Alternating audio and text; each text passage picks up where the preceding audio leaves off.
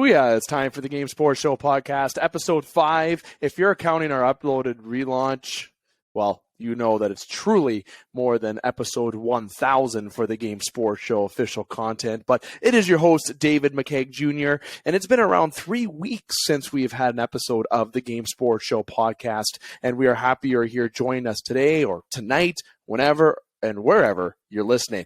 The episode is brought to you by Flawless Roofing Sure Seal Incorporated. Make sure you protect your investment. Start from the top with over 30 years of experience in the business.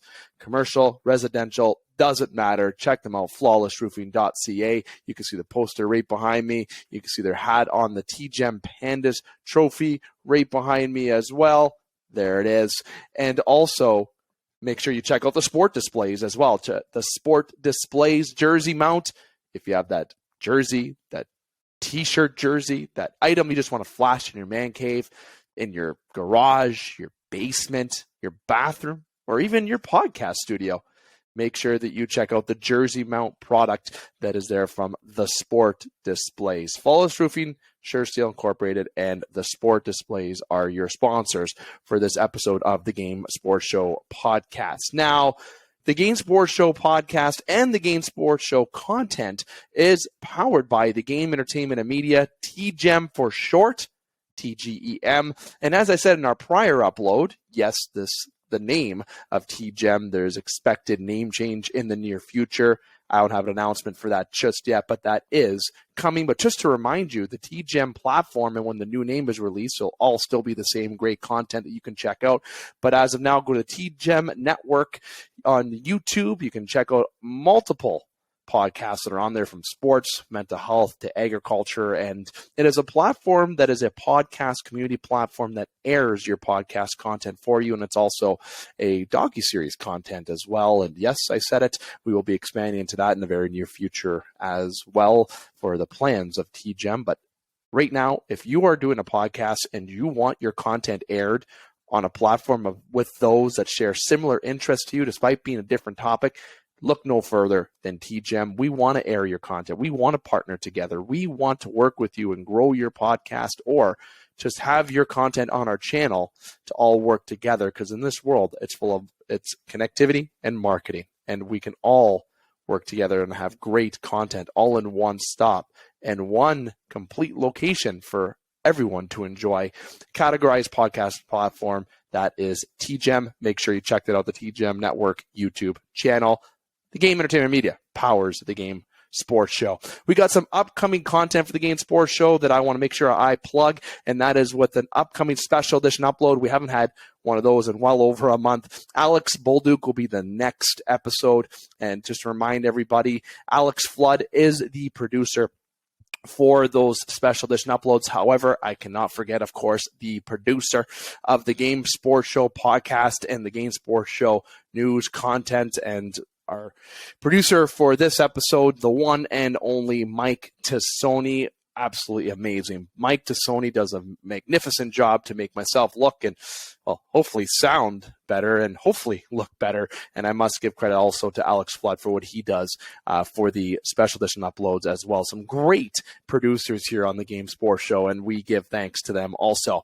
Also, I'm enjoying a nice beverage out of my Mike Doan charity golf tournament class. And the reason why I'm mentioning this is that this is a charity golf tournament based in Sault Ste. Marie in the name of the late and my former teammate, Michael Doan.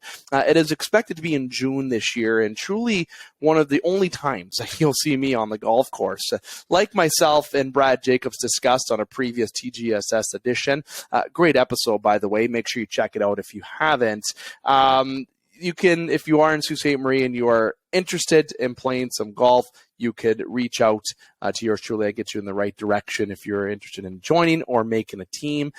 However, if you are already in the tournament, terrific. If you're not based in Sault Ste. Marie, you just want to know more details, maybe you want to donate, maybe you want to throw a sponsor into there, just let me know and I will get you hooked up for that. It's for a great cause, the Michael Doan Charity Golf Tournament. Like I said, the only time I'm out there, and we're going to have some video content this year.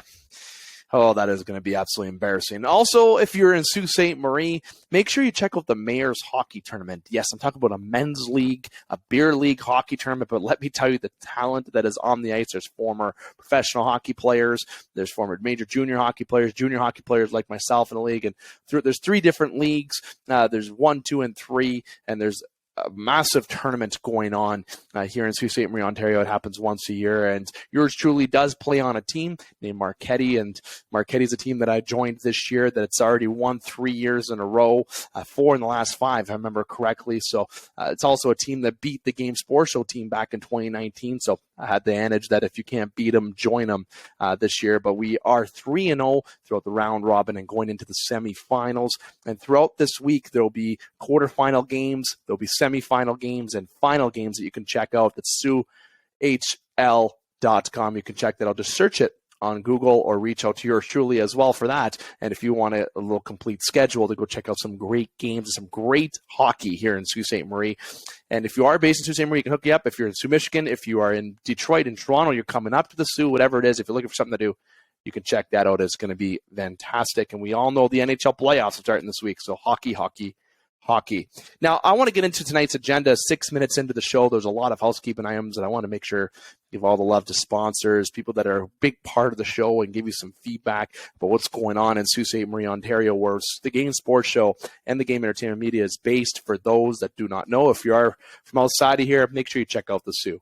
At the heart of the Great Lakes, great location to check out. But speaking of the show, tonight's agenda, we will have this opening segment, of course, where I'm already wearing thin on my time, but I will dive in for a few minutes into the Toronto Raptors. I did plan to have a guest come on to discuss the Raptors, but due to schedule conflicts, couldn't arrange that. We will have that in the off season or when it comes to the next season, but I will dive into the Raptors in this first segment. In segment 2, I have a guest, another fellow podcast entrepreneur. He is the co-host of the Average Jocks podcast, Joel Camp. You can check him out. It's a hockey-based podcast on all socials and platforms. That is Average Jocks.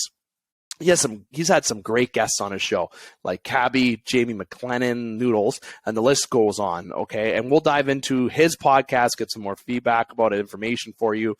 We'll also talk hockey and the upcoming NHL playoffs. And I do want to ask him about a very piece of interesting information where he made a bet with Cabbie about getting a tattoo in regards to Cole Caulfield and I believe Austin Matthews, but we'll get that to clear up the air with the facts around it.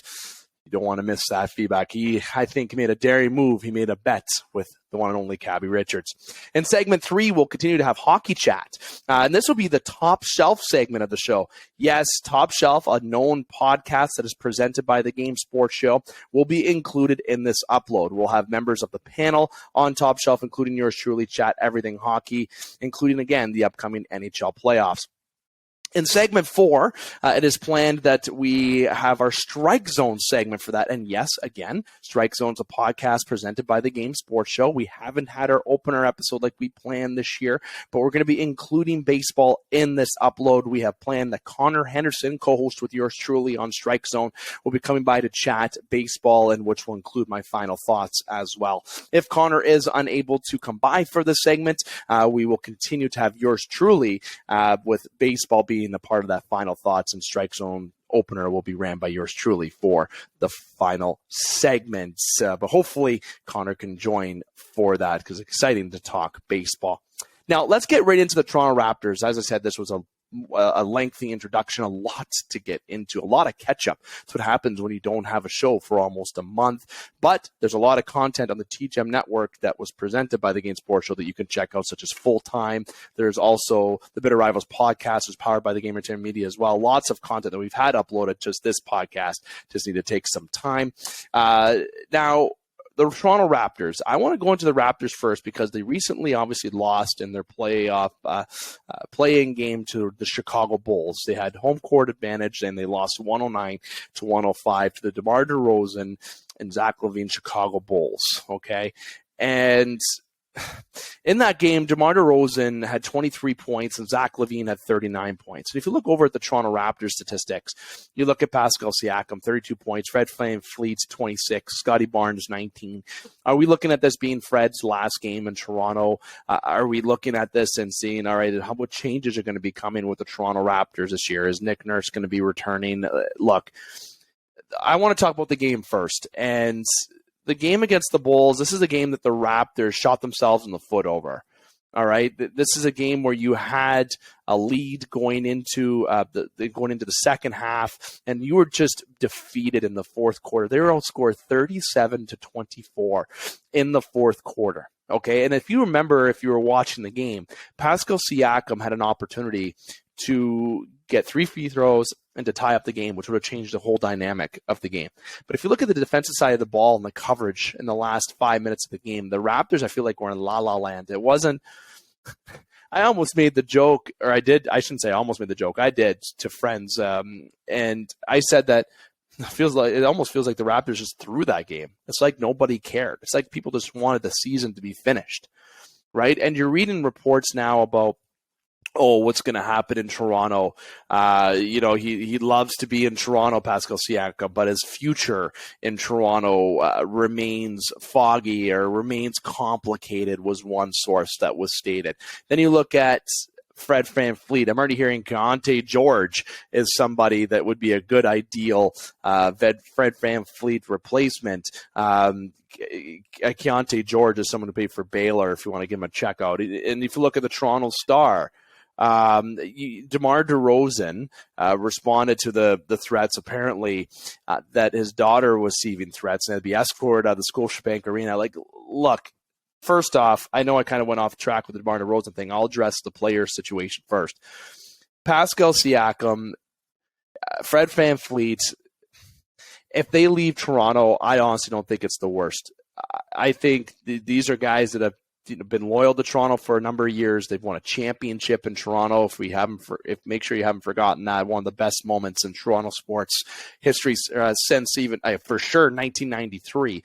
And I'm sorry, Toronto Argonauts, I know you guys have won a good number of times since the Blue Jays have won, but in terms of core sports, when it comes to Toronto, the Raptors, the Blue Jays, and the Maple Leafs, the Leafs obviously haven't won since 1967. They're going in to try to defeat that streak this year. The Blue Jays, they look great. Are they going to win for the first time since 93? Who knows? A lot of great talent. But the Raptors won in recent history just over a handful of years ago, and it was an absolute treat to see them win, right? It was fantastic. And they did it with guys, Kawhi Leonard, Kyle Lowry, Pascal Siakam was there, Fred VanVleet, right? And there's guys that are still part of that team that are still here today.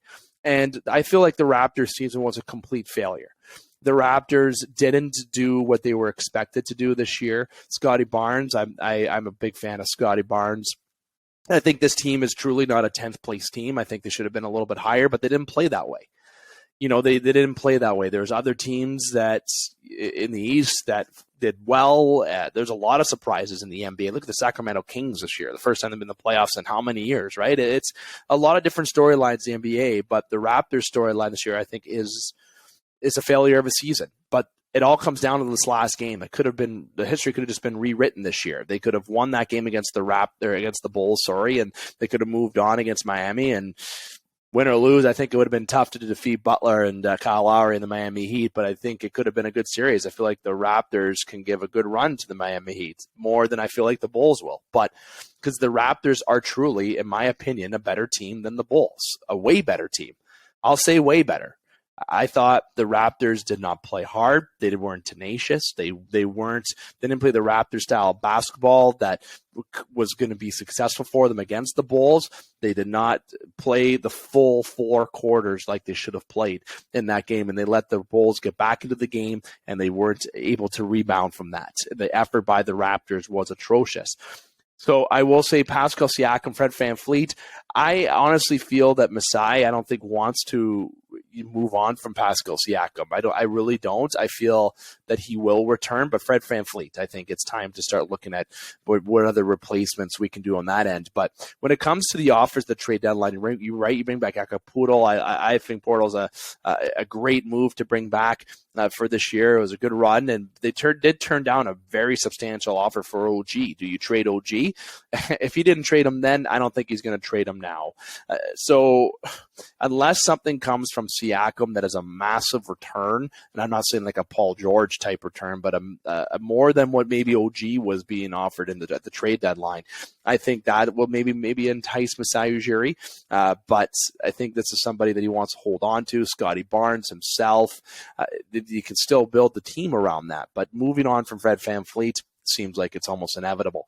But now we have to answer the question, do we look at what's next in terms of do we face moving on from guys getting assets and building potentially through a free agency, a quick retool or drafting, and kind of go through about 3 years of tough basketball? Look, the Pistons haven't been able to rebound from it. It's been a number of years they haven't been good. You have guys in place that are effective, guys that aren't out of their prime.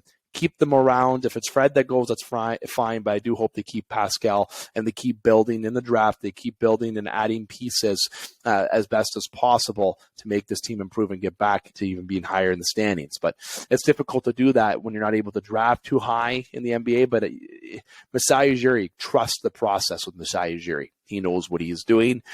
I doubted him with Scotty Barnes pick at first. I look like a fool. It doesn't matter where the man picks, if it's first, 15th, 25th.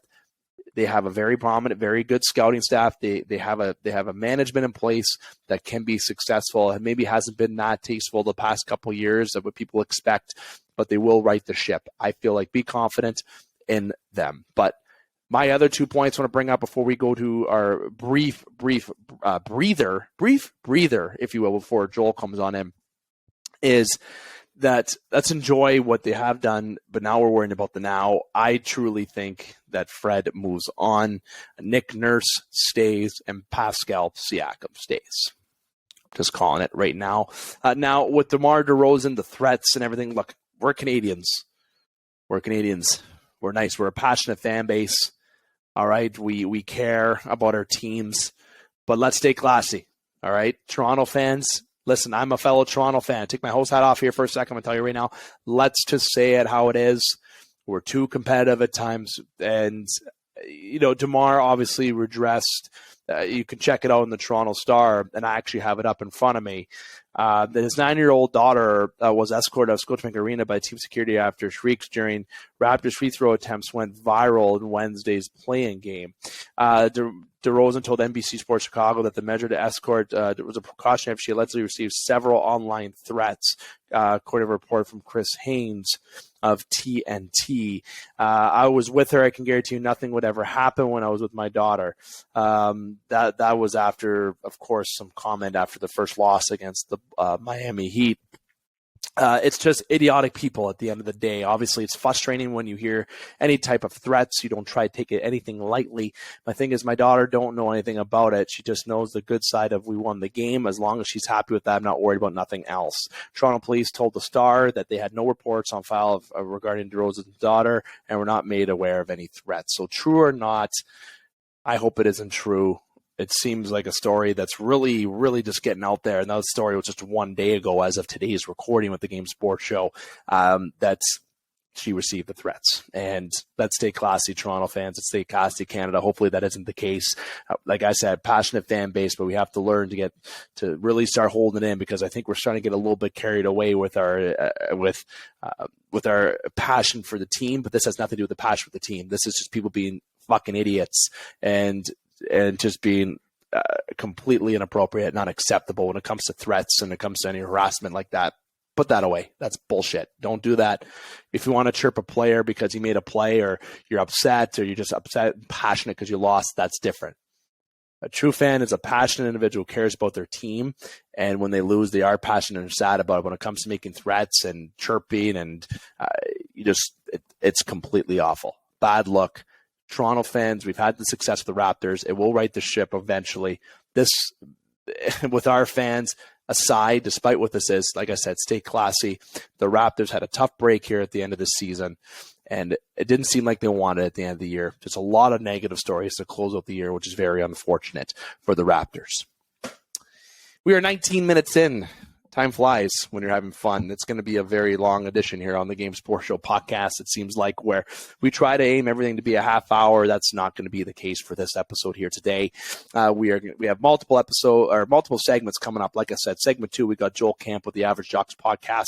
Segment 3, we have our Top Shelf segment, which of course Top Shelf is a podcast on the Game Sports Show. And then segment 4, we have Strike Zone with either just yours truly or hopefully Connor Henderson is able to come by, and our final thoughts will be in there as well. So there's a good amount of content coming your way. So hopefully you take the time to listen to us here today, even if you have to listen to it in spurts. If you're driving, I think we're going to be occupying your ears for the good length of the drive. So we're happy that you're here with us today. This is the Game Sports Show podcast. This has been the first segment of the show.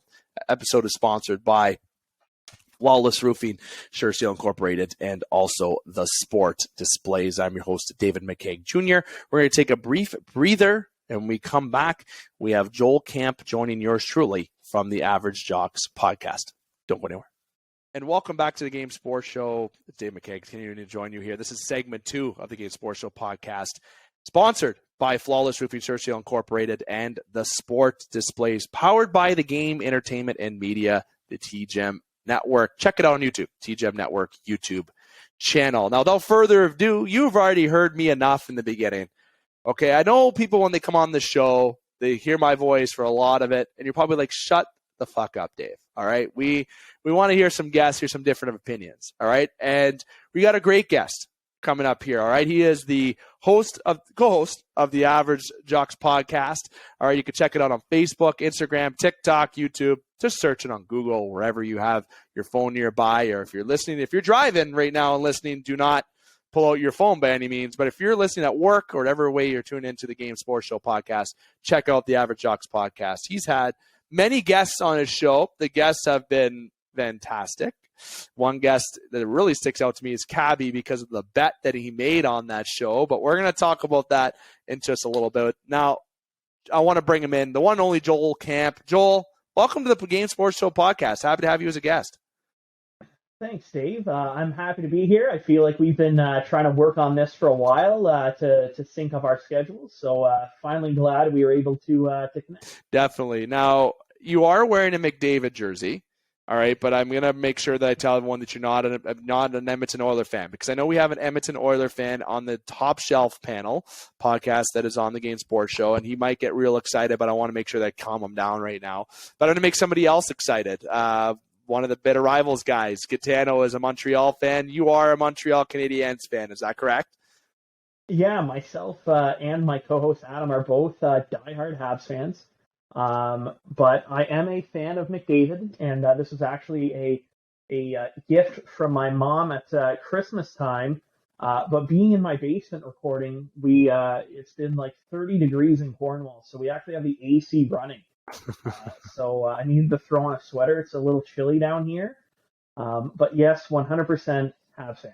See, now that's where we might have a little slight disagreements when it comes to talking. But you know what? We're not going to do that. There's already a lot of Montreal and Leafs banter back and forth. We're not here to talk about that, all right? Because I know the Leafs would lose that argument. We've won less cups. We haven't made the cup finals. You guys beat us in a recent bubble. There's no argument winning for a Leaf fan in that. So anyone who wants to disagree and say, oh, well, this year the Leafs finished ahead of the Habs, doesn't matter unless you win the last game of the season. Okay, what I remember is Montreal beating Toronto a few years ago and making the Cup Finals and losing to the team that Toronto's playing for the second year in a row in the first round this year. All right, so now what I want to get into though first, we have a few things. We only have about 15 minutes. I want to talk about yourself and the Average Jocks podcast. Now, for people that want to know, obviously the TGEM Network is obviously something where we air a lot of podcasts on there, and obviously yourself, your fellow podcast entrepreneur, you have a podcast. We have multiple people who are part of TGEM, but also the Game Sports Show community with doing podcasting. What I want to know is the background of yourself, and I want to know the background of how Average Jocks started, and just so everyone knows, Joel is an expert in the area of hockey. He's been around in the game from a commentary perspective, a reporting perspective. He knows the game of hockey quite well, into sports in general. So it's not like I just found Joel walking to the corner store in Cornwall. Just went there this weekend and talked to him. Say, hey, I'm going to get this guy on there. This is not just a good guy. He knows what he's talking about too in the world of sports. All right. So I'm going to say that for you first. I know you're not going to come out and say that you're a sports expert, but you are. So I want to give you the floor, just a little background about you and promote the Average Jocks podcast, because you got some great stuff going there. Well, I definitely appreciate that. So I guess for myself, I always loved sports, and I knew that I was never going to go anywhere in sports. House league hero, weren't, standing out, wasn't playing anything competitive, but I absolutely loved hockey, loved baseball, loved football, and I needed to find another way to involve myself in the game, and that's where the sports broadcasting passion, I guess, came from. My parents were fortunate. Even though my mom's a teacher, she agreed to let me stay home every day on trade deadline, and I get like a group chat going on text, and I kind of got a nickname from a buddy, where he called me kind of a poor man's Bob McKenzie, because all I would do is break trades and text guys, and it would be pretty much like the TSN ticker you'd see, breaking trade, and then, I'd go in, this going to this team in exchange for this. So, from grade 7 to 12, I stayed home every day, and I'm sure my boss is going to be watching this, but I've definitely called in sick a couple days since graduating in school to stay home to watch Trade Center and just break trades to guys. And that's how it started. And fortunately enough, I graduated from Algonquin College in Recreation Leisure Services. Awesome. And one of my placements was with the Ottawa Champions, who was a non-affiliated league for baseball. But there's many guys that have actually, a couple that have played for the Jays that come from that league. Chris Colabello played in this league. And oh God, what was the other guy's name? He ended up going to the Mets. I'll remember his name at 2 a.m. and I'll wake up and remember it, but he pitched. Damn it. It doesn't matter. Regardless, there has been some names. Philip Amal, Eric Gagne has also pitched. So there's names that came out of there. So I was fortunate enough to learn kind of the background, different sport, but all sports kind of run the same. And from there, I had the opportunity to do sports broadcasting for Ottawa U, Carleton, Algonquin as well, in various sports. And one day, many moons after, one of my buddies, Justin Gray, who was my original co-host, is like, we just shoot the shit back and forth. Oh, I'd like to see this happen. I'd like to see that happen. And, one day we'll get a podcast. And I was just watching a YouTube video, and it was actually like an ad that played, but like one of those long ads that was like a 5-minute one. And I just got sucked in, and it was talking about start your own podcast, whatever. And I'm like, can't be that hard. And Justin's much more techie than I, so I'm like, we should do this. And we just launched it, and I just remember being on the shitter and we're going back and forth with names. And my legs were numb because I was on there for so long. and you know what? I just remembered, we're just average Joes. And I'm like, no, that's the Jim from Dodgeball. I don't want people thinking this is a Dodgeball podcast. But I'm like, we're nothing more than average jocks. We're house league heroes, which is how the name came about. And, when Justin unfortunately had to step down for some family reasons, and Adam joined us, we did a bit of a rebranding with the logo. But from day one, we've just gotten pro athletes or pro sports broadcasters on the show and ask them questions that fans want to hear. I'm not going to pretend to be an insider or to be this all-knowing, talking to agents, this, that. I just want to know the questions that we're sitting at home and we're asking. How you came up with that move, what the coach said in the room at this, TSN turning point. Who's a guy you fucking hated? If you had an ideal line mates, who would they be? We're really trying to bring it from the fans' perspective and ask questions that you've probably been longing to ask if you were in this room with the person that we've had on. Yeah. And we've been fortunate to have on a great group of guests, like you mentioned, Cabbie being one of them, and fortunate enough that they let just an average jock pick their brain. That's a good way to look at it. And great pitch for that, by the way, because it makes sense. And I love how you included where you're on the shitter, finding out how to figure it out and figure it out. That's the best way to add it. It's, you know what? I don't have an office at home, but if you ask my wife, that is my office. That is where I get most of my best work done. Most productive area to get it done. You do multiple things at once on there. Multiple things. It is. I am a multitasker. See, and when we were going to talk about this right now a little bit extra here because I've checked out your content, and the main reason why we have you here as a guest because we want to talk hockey and talk the NHL. So I should really stress that. But a big thing is we want to make sure that we promote what you do. That is big for the Game Sports Show. We love talking about what's going on and what's in your life, what it is, doesn't matter what it is. But before we get into the NHL season, and like I said, you can follow Average Jocks on all socials, check them out. It's great stuff that you do. But Cabbie, okay, and you've had a lot of guests. Okay, I'm just sticking to Cabbie a lot here. Obviously, you've had Noodles, you've had Greg Button, you've had guys on there. List goes on, but the Cabbie one obviously sticks out to me, and the reason why. And I teased this at the beginning in the opener after my supposed to be 10-minute opener turned into 20 minutes. At the beginning of that, if people recall, if they're still listening and we haven't lost you, is that there's a story that you brought up between Austin Matthews and Cole Caulfield on the Cabbie recording. I'm not going to take the thunder away from you, obviously, and let you explain what that was because I think that is fantastic.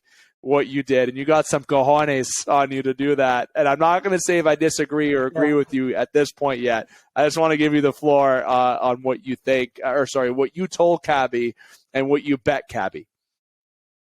So, just a little backstory. This all started, and my idea for this bet came from just doing, I always try and find interesting things to bring up. And again, just things that fans would think of, or fans are watching from content or sound bites, whether it's interviews they've done before or, promos. Like Cabbie's big on the Score betting, their platform. So just looking at that kind of stuff and bring up questions that way. So it came from a bet that stems from Cabbie and Kevin Hart. And they bet, it was a Raptors-Sixers bet. And if Cabbie won, he had to admit that Philly was the best sports city in North America or whatever. And if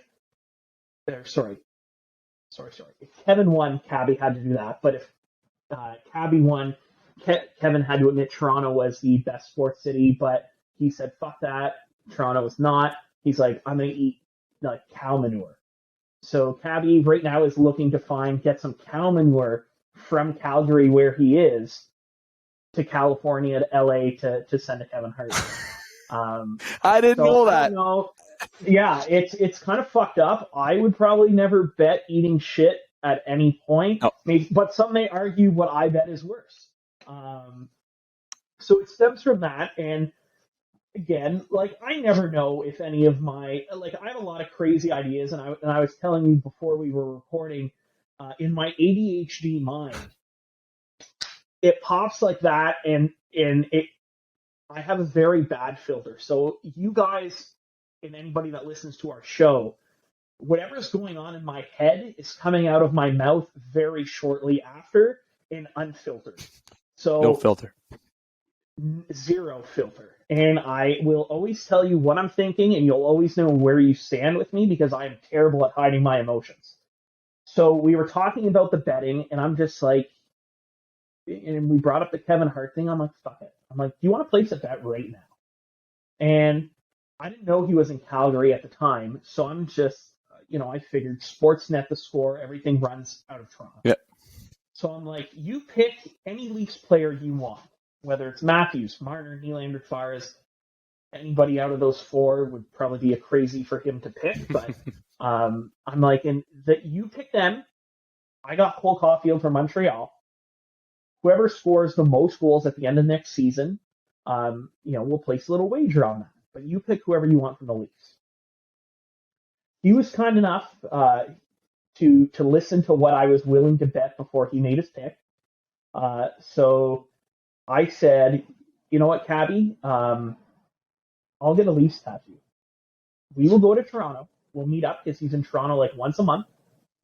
I already have the tattoo place near Rogers Center, and we'll meet up. I'll get a Leafs tattoo. You pick it.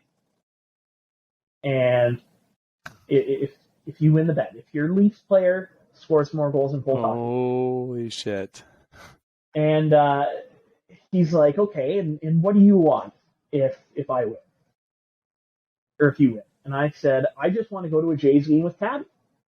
So Adam is just a beneficiary of either side of this bet. Because we're going to have content of him filming at the tattoo shop if I lose. Yep. And Adam gets to go to a Jays game with Cabbie. So it's a win-win for Adam, and we discussed this where I'm like, next time we have Cabbie on, maybe it's your turn to have a little skin in the game. Yeah. But like I said, it's definitely a product of foot and mouth syndrome. Hopefully it pays off in goal. Caulfield, I trust. But you know what? Cabbie was nice enough. He didn't go with 60 goals. Austin Matthews. He went with Mitch Marner. But I mean, arguably, right. Mitch Marner went with Marner. Yeah, that's right. But arguably, Marner has had a better season than Matthews. So who knows? It could happen. Cole Caulfield just had shoulder surgery. How he's going to bounce back from that? Fingers crossed. Knock on wood, he continues a pace that he did this season, and I'll be sitting somewhere at the Rogers Center with Cabbie next summer. Watching the Jays with Cabbie. Open. Fingers crossed. But we'll see. See, that's the thing. I thought it was Austin Matthews that you said at first. I'm glad you corrected me. But the Mitch Marner thing, just to say it that way, I think if Cole plays 82 and Mitch plays 82 next year, I think it's going to be tight. It'll be close. Marner scored at a rate this year that he normally doesn't, right? He went on a tear. What was it? 25 games? Yeah, absolute tear. Just like Willie Nylander this year went on a tear. It's either way. I think the odd side of yourself, if you would have went with Matthews, I think that would have been almost the damaging. Yeah, would have been up shit creek. Yeah, it would have been tight. It would have been close. Even Tavares is. I don't know. Yeah. But Marner, that makes it a bit close, and that makes it even more interesting. That makes the bet more intriguing to keep an eye on. And honestly, to make a bet like that with Cabbie, if I hope for your sake, I don't want, and as a Toronto fan, there's no way I get a tattoo of another team. So I hope you win this bet. Even though I'm a Leaf fan, I'm okay if Mitch Marner gets less goals than Cole Caulfield next year, as long as the Leafs finish ahead of the Montreal Canadiens. That's what makes me happy. Well, I don't think you have anything to worry about that. I think Kyle Dubas and Sheldon Keefe would have to royally fuck up pretty bad. If they don't get out of the first round, that might be it. Yeah. That might be the. Well, you know what? That is part of my predictions that we had earlier in the year. Actually, our first ever episode that we recorded. Justin and I made some bold predictions, and my bold prediction is that the Leafs are going to be eliminated in the first round, and Sheldon Keefe and Kyle Dubas are both going to get fired. And I'm going to flat out, and this will be good because it'll lead in the next segment that we'll get into. I wanted to get into the best storyline of the NHL year, but you know what? I'm going to flip the script. I'm going to put the best NHL moment of this year, what stands out to you this year. End on a good note. We'll end on that note. We're going to flip the script. We're going to go with the NHL playoffs. I'm not going to give my prediction on the segment. The segment is about yourself. I might have some feedback and some points. Maybe I'll try to keep my comments because obviously we have another segment coming up with hockey.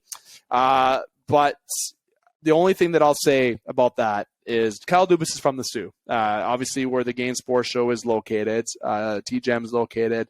He started with the Sioux Greyhounds. You can tell by his roster that he loves his Greyhounds, of course. And Kyle Dubas is a friend of mine as well, Brad Jacobs, who we've had recently on a show, Olympic gold medalist for curling, and I'm a big curling fan. And I really feel if the Leafs did fire Kyle Dubas, and I know I'm not going to be a fan favorite with this, but I feel like they'd be fucking crazy. I really feel like he has. I know what he's done. There's been some questionable, but that's a young, bright mind. I really feel that he's done a good job with that team. I know some contracts are meh. The Matt Murray thing is meh. There's been a lot of mess, but the team hasn't been – he's built a team that's good, but they haven't been playoff successful. And the Greyhounds were almost built the same way. They were a championship team, but they weren't big enough. They weren't strong enough. They weren't that edge. They didn't have that playoff edge that you see in Boston, that you see with I like to say Winnipeg's built like a playoff team, but let's get real. I don't think they're gonna. They might not get further than the second round, if not the first. So it's Boston's a prime example. I really think they'd be crazy to get rid of him this year. I think it'd be great. I think if Austin Matthews is going to re-sign, I think if you're going to make a move, I think Matthews re-signs if Dubas is there.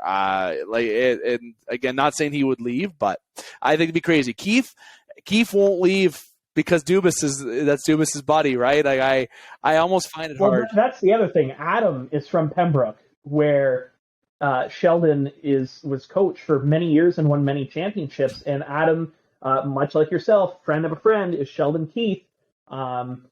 So, I mean, I've only heard great things about Sheldon. We hope to have him on at some point. Just hopefully that mutual friend can set that up. Yeah. But I don't know. I can see the Leafs righting the wrong in bringing back Mark Hunter. That's what I think. That was the second part of my bold prediction. Was Mark Hunter coming back. And again, I see Dubas hiring kind of like the John Chicka in Arizona, where they were trying to do something different with the analytic game. And I don't think the NHL's there yet. No. I think the only person that's been able to ever pull off analytically something making sense are two people. One of them has a movie made about them. Sure does. And that's Billy Beane. Sure does. And just a quick note on Billy Beane. Whenever I worked for the Ottawa Champions, my nickname was Jonah Hill. I was significantly heavier. I had curly hair and the thick black glasses. You just needed to go to Yale. If you would have went to Yale, you would have had it. Yeah. For the 3 years I worked for them, they introduced me as Jonah. My work email was Jonah at Ottawa Champions. I'd be sitting in meetings with other GMs, players representing. I was one of the only people that spoke French, and they would introduce me as Jonah. Yeah, I want Ricardo McCall. Don't trade Jonah him. Hill. No. But yeah, and the other one is Alex Anthopoulos. I think those are the only two that have been able to pull off analytic moves and have successful teams. Yeah. I don't think the NHL is ready there just because of, I would arguably say it's the only sport that the rule book changes from regular season to playoffs. In the playoffs, it's all about what's in here. Yeah. And everybody's playing for this, not what's on the back. Yeah. And that's not analytics. No, it's not. It's all heart. And it's just so anyone on the audio perspective knows, Joel Bob a good point. Now he was pointing, he pointed at his heart and the logo, and obviously self-explanatory, the name on the chest. You know, it's honestly, the jersey shirt that you have on right now is Connor McDavid's. As I said at the beginning, there's a guy is a definition of carrying a hockey team, literally on his but. A lot of support this year, a lot of 100-point guys. I was like, well, he has support. Yeah. Why do they have 100 points? I don't care what anyone says. All right. Like I always said that if I played an 82-game season with Connor McDavid on his line all year, there's no way that I don't score one goal. And that's not because, I played hockey. Outside of me playing hockey, it is what it is. I feel like that guy finds needle in a haystack. He is the best player in the league right now, and seeing Crosby not in the playoffs, sad. I'm a Crosby fan. Some people may or may not be, but it's a different era now. Things are changed. Ovechkin and Crosby are both not in the playoffs right now. Yep. Different times. Yep. But like you said, Connor McDavid, I mean, look at Pat Maroon. He made Pat Maroon, what, a 30-goal scorer?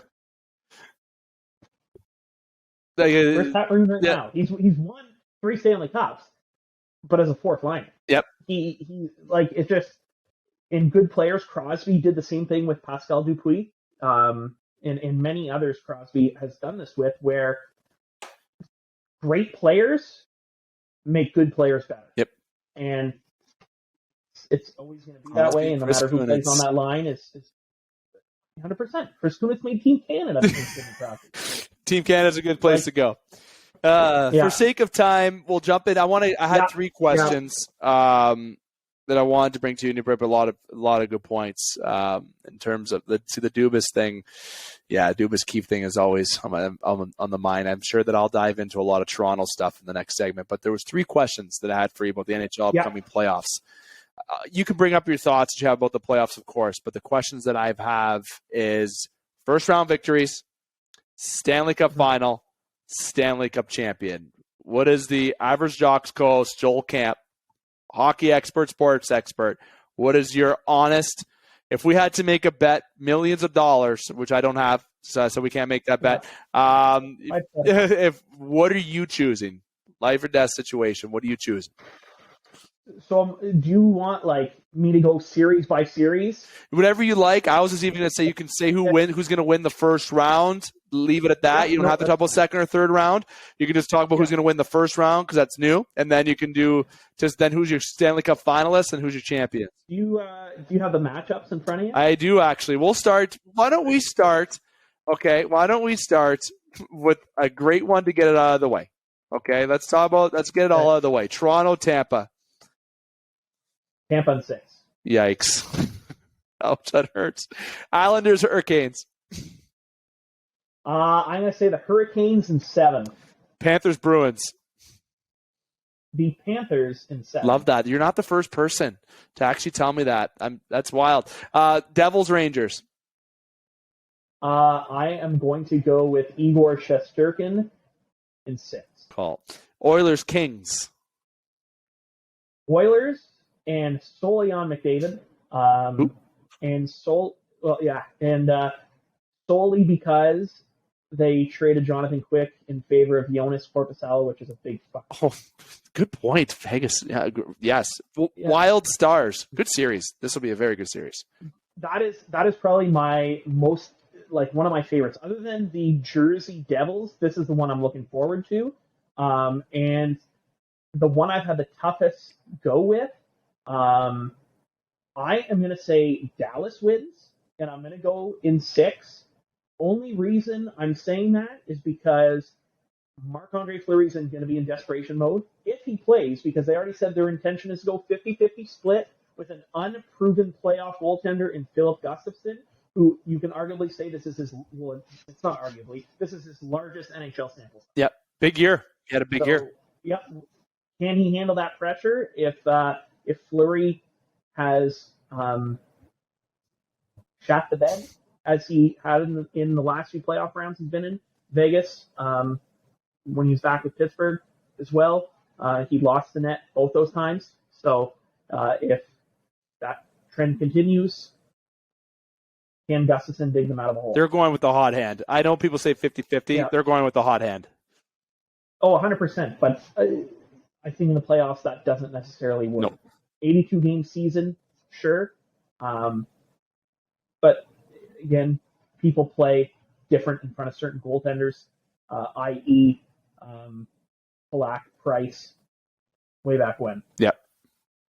And then you got Jets. What's our next series? You said the Stars, right, too? Yeah, I said the Stars in 6. Jets, Knights. Golden Knights. I feel like saying the mouthful, but that one I think is going to be the toughest one. I give the edge to the Golden Knights up front, forward depth. I would say the defense pairings are pretty close, but then Winnipeg has the goaltending. Like if Connor Hellebuck plays Connor Hellebuck's game, no matter how pissed off Jonathan Quick is, I think he's just a little past his prime to catch that up. So I'm probably going to be wrong on this, but I'm going to say a goaltender steals a series here. I'm going to go Jets in 7. I'm liking that pick. Kraken Avalanche to round out the first round. This is another one that goaltending is going to make the difference. Both these teams have depth up front. I'd say I give the edge, obviously, to Colorado if Cale Makar is healthy for game 1 through however long this series goes. But again, unproven goaltender in the playoffs in Alex Foryou. Pavel Francouz can't stay healthy, so that goes down to their backup being, Jonas Johansson. And then on the other side, Seattle Kraken, Philip Grubauer, and everybody's favorite comeback story in Martin Jones, who both of those guys have been shaky and abysmal at times throughout the season. So, I mean, I guess maybe the edge to the defending cup chance with Georgiev being a little better, but who knows what that brings. And with injuries, not getting Landy back for the playoffs, I thought maybe there'd be a bit of a Kucherov sleight of hand there, but in fact, it's not happening. But if they get Makar back, I think Colorado should have this pretty easily. But to be safe, I'll give myself an extra game and say the Avalanche in 6. Avalanche. See, that is Joel Camps, the Average Jocks podcast co-host, and I'm going to keep using this. Sports experts pick Joel. Then now, if I had the tickers at the bottom, I think I'm going to make some new business cards. Mine just says Average Jocks at Joel, and then I'm going to put sports expert on there. You should, and I'm going to see if I get producer Mike DeSoyne to add to your picks of logos at the bottom. See if he has the time to do that. If not, well, I lied to the listeners and said that we would. But you know what? I do it all the time. All the time. So many disappointed people. Stanley Cup final, Stanley Cup champion. Stanley Cup final, I've toggled back and forth with this one. I know the Eastern Conference final is, in my head, is Tampa Bay. And I said Carolina at the beginning of the year, but I just have this gut feeling that Igor Shesterkin is going to turn it on and the Rangers are going to be there. And I would love a Patty Kane Panarin Stanley Cup final appearance. So I'm going to say the Rangers go to the finals out of the East. The West is a little tougher just because I feel like there's so many underdogs or something can go wrong in so many seasons. Or not seasons, series. That, I mean, if Jack Campbell decides to play like he did a couple of years ago in TO, I mean, with Connor McDavid, what can't you do? So I think the Oilers make it to the West final, and I think they will meet the Colorado Avalanche, which I believe was the rematch of last year's West. Fuck it, I'm going to be bold. I'll say Edmonton and New York in the final. In winner, I will go with the New York Rangers. Oh, I know we have an Oiler guy on this panel who's going to be very excited that you said that. I wonder what his pick's going to be. I think we're going to have a lot of biased decisions in the next round. So it's good that you had your separate segments so you can kind of be the other factor with points, Joel. It's really good. Connor McDavid can turn it on, and he can win a series as much as a goaltender. He can. If he can score 5 goals a game. And if Stu Skinner wants to be that unsung hero this year, that would be one thing. And then the at-home trade's been really good for Edmonton. People are going to hear I have a dream final scenario, final scenario I'm going to say, and I'm going to say it right here because this is not what I'm going to predict next segment. Leafs Oilers. I would love that because I have friends that are Oilers fans. I would love that just because, but let's get real. Leafs, why am I saying that name in the Stanley Cup Finals, number one. Number two, we're not that lucky here in Canada to have that big of a treat in the Stanley Cup Finals. But let me tell you, that would be the most watched Stanley Cup final in history if that happened. I would say it right now. That would be... Oh, for sure. I don't think we've had a great matchup or potential for a great matchup like that in the TV era. Exactly. I mean, or sorry, maybe colored TV era, because I know back in the day it would original six Montreal, Toronto, yeah. But no, you were probably right on the viewership for that. And I would like to see that. Then imagine Stuart Skinner gets hurt first game and it's Jack Campbell against Toronto. Like, then Samsonov pulls a groin. It's Matt Murray for Toronto. Like, you just see these storylines that can happen, right? Matthews and McDavid get in a fight or something. Like, the storylines could be endless. Wouldn't happen. But I think that would be dangerous for Toronto fans. Imagine, I mean, Connor McDavid going to have a lot fire lit under his ass, as most professional hockey players do.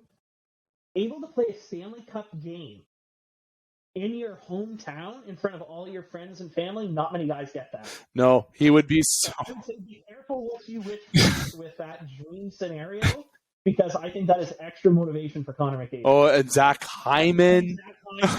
And Jack Campbell. Darnell Nurse from there as well, former Greyhound. I didn't know that. But that would be the best Stanley Cup final though in history. I'm telling you right now, that would be the best matchup, and that would cause a lot of friendships to be lost, I think, by me and a few other people. We wouldn't be able to watch it together. Now, Joel, look, I know we went a little extra time. We aimed for 20. We're at 35 here. That's totally okay. That's the point. I didn't say this at the beginning, but it's going to be in the title. Extended version of the show. We have a lot to get to. We have yourself. We have a top shelf segment. Then we have a strike zone segment. A lot of things are piling into this show because we likely won't have an upload outside of our special edition show until almost next week. So we want to make sure we get the content out for everyone to enjoy. So Joel, I know we went extra, but that's the great thing about podcasting, man. You know, I'm not stuck by live radio time frames. Maybe that's good for some things, but everything we talked about today, I'm happy that we connected. I'm happy that we were able to talk about the Average Jocks. I want everyone to make sure they go check them out on Facebook, Instagram, TikTok, YouTube, whatever the hell. Just search it up. You'll be there. If you need to get in touch with it, you can message me as well. I'll put you in touch with Joel, or I'll send you the link to the page, whatever you'd like. It's definitely worth the view. And we're glad to hear your backstory about how you got into it. It's great. But the big thing outside of just promoting your show is to get your feedback to be one of those, I guess you could say, deciding factors on this playoff picture, because in the next segment that's upcoming, it's going to be voices that a lot of people are familiar with the Game Sports Show. And I think it's going to be a lot of the same biased bullshit that we're going to predict. And I'm going to try my best to not be biased this year and try to be a bit more realistic, but not promising anything with that. But Joel, I want to thank you for taking the time. It's been a pleasure to have you on, and hopefully can have you on for a segment or two in the future, in the very near future.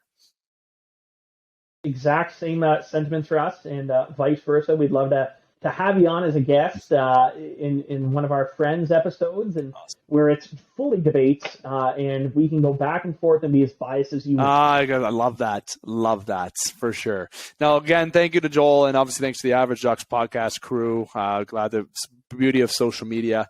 We're going to take a quick breather. I call it a brief breather, is what I like to call it, here on this upload. And when we come back, we got more hockey, and it's the Top Shelf segment. Nope, not the Top Shelf podcast that everybody knows and hears through TGEM and the Game Sports Show. We have it as a part of this show, which is why it's an extended special show. So we're going to hear some biased voices, I'm sure. We're going to hear a lot of debates coming up for more NHL playoffs. That's just around the corner. And I'm ready to get hurt again. That should actually almost be the title of the show, Ready to Get Hurt Again. We're going to take that breather. When we come back, more hockey here on the Game Sports Show podcast. Don't go anywhere. And we're back here with the Game Sports Show. It's your host, David McCaig Jr., continuing here on the Game Sports Show podcast. Segment 3, what a beauty of an episode we have had thus far. We're only 2 segments in. That means we're at the halfway point. Okay, we've had great introduction with just me talking straight for 20 minutes. Everyone knows I can do that, probably longer. And then we also had Joel Camp come on by from the Average Jocks podcast. Fantastic segment there, talking NHL playoffs from his point of view. And as I mentioned in his segment, we wanted to bring in somebody that was outside of the Top Shelf panel, because we have all the routine voices and we have some fans, and there might be slight bias on this particular segment, just a bias warning, maybe not. We did expect a bit more of the panel. However, timing conflict, it is what it is. It's just yours truly. And I'm joined by Dane Hancherow. Dane, you got your Oilers jersey on. All right. Playoff hockey is here. I'm not ready emotionally, physically, mentally, whatever way you want to put it. But you look like you're ready to go. It just snuck up on us, eh? Like, I was just, enjoying a nice hot streak by the Oilers, and here we are. I'm ready to go. My blood pressure's okay right now. But yeah, once that puck drops, I'll probably need an ambulance on standby, even though it's only game one. Honestly, the Edmonton Oilers are playing the Kings, and we have a pretty open Western Conference. And what Dane and I are going to talk about is Dane's going to spearhead the West. I'm going to spearhead the East, and we're going to go back and forth between the West and the East. Obviously, we had Joel Camp give his predictions and some analysis there. Really great analysis there from Joel Camp. Again, reminder, check out the Average Jocks podcast on Facebook and social media. It's fantastic. But this is the top shelf segment of the Game Sports Show podcast. Not to confuse anybody, but I will. We have a podcast on the Game Sports Show called Top Shelf, one of our longest running shows in connection to In the Pocket. In the Pocket's got big seniority. Obviously, it's been around for almost 7 years. But the Top Shelf podcast is our hockey podcast, which features Dane, Alex, Justin, Brendan Brooks, yours truly, Avery Roche, Gaetano Gallo. There's a whole group of us that talk hockey on the Top Shelf podcast, and we haven't had a Top Shelf edition, and we haven't been able to arrange it. So we brought Top Shelf to this segment on the Game Sports Show here in segment 3, and it's just, as I mentioned, Dane and I doing this. And Dane, I said it already, the NHL playoffs are going, and, right now at the time of recording, I'm going to remind everybody that the puck is going to be dropping soon, but at the end of the day, we're not going to be diving into what game 1, 2, no, we're not doing that. We're going to talk about series, we're going to talk about the first round, then we're just going to go some back and forth there. So I want to go first in the Western Conference, and I'm going to let you spearhead with the Western Conference, of course. With this, and we're saving the Oilers and Kings for last and Leafs and Lightning for last. So if anyone's looking for that, you may have to fast forward at the bottom, in particular if you don't want to hear anything else with the other teams. But too bad. We're going to start, I think, with more of an easier series to talk about. I think Seattle, Colorado, and I'm going to give you the floor. Yeah, I mean, Colorado, I would still say even over Edmonton, they're the favorites. They're the defending Stanley Cup champions. Obviously, the recent news of their captain, Gabriel Landeskog, not going to be in the lineup for the whole postseason, apparently. That's a massive loss, and they did not compensate and pull the Vegas at the trade deadline. So that's a big hole to fill. Obviously, they're also down Nazem Kadri for last year's playoff run, but they still have the best defense in the league. Bowen Byram, Girard, McCarr, Taves. The list goes on, right? I think the Kraken will win a game, but it's going to be quick and dirty. I think Colorado in 5. Yeah, Avalanche, what I see is when you've got someone named Nathan McKinnon on the ice, anything can happen. I flat out say Connor McDavid's the best hockey player in the world, but McKinnon is arguably top. I'd say he's a top 3. People say he's top 5. He's definitely top 3, in my honest opinion. And when you have someone like Nathan McKinnon on the ice, that's a guy who can be a difference maker. And we're forgetting Cale Makar. We're forgetting Mikko Rantanen. There's guys that they have on that team that won. They won last year. Yes, they had Landeskog. Yes, they had Kadri. They've definitely changed the net. They don't have Kemper. They have Georgiev. But the way Georgiev's played in comparison to Kemper this year, is it really that bad? So Colorado is still a threat to be messing with in the Western Conference. And the loss of Landeskog, it's definitely massive. And if you're an Oiler fan, or maybe whoever gets out of that first round of Edmonton, LA, and you get to the conference final, or whoever, if you do get Colorado in the conference final, that might be a little leg up. That might be a little bit of motivation, but there is they have good depth there in Colorado. Newhook, they have guys there that can get the job done, right? And Seattle, it's good seeing them though in the playoffs. Second year as a team, and last year they weren't good last year, right? And in the draft, when you think of Ronnie Franchise, Sioux native, Ronnie Francis drafting that team, I had a lot of head-scratchy moments with that, right? So this team is not going to be good for 5 years. I truly thought the Kraken were not going to be a strong hockey team. And then you look at the beginning of this year, Vince Dunn, the emergence of Vince Dunn, Jordan Eberle is looking all right. The team is looking good. The goaltending, Martin Jones, came literally out of nowhere this year, but he's been inconsistent. Seattle's a good surprise story, but there's the thing is about these good surprise, feel-good stories. They come to an end, and they're in a tough matchup here against Colorado. But what I like to use as a comparison for this matchup, people may call me crazy, but it's like when Toronto played Washington back in 2016. Now, Seattle doesn't have a Matthews, a Marner, or so, but they have a Matty Beniers, okay, who's really freaking good. But the comparison why I use that is because of how stacked Washington was, and they were favorites, right, to win the Cup. Toronto at the time were these young kids that were just getting their feet wet in the playoffs. And fun fact, they haven't won a round at all when they got in since 2016. So it doesn't matter, I guess. Ultimately, the Colorado Avalanche have everything to lose in that series, and the Seattle Kraken have everything to gain. And I think it's going to be a high scoring series, but Kraken are going to get exposed defensively, just like Edmonton did last year in the playoffs. But see what happens. You never know. And I have to agree with you with the Colorado Avalanche is my point. Now, Eastern Conference, I'll dive into this one. I was going to save that. You know what? I will. I'll save that for second last. I'm not going to go there yet.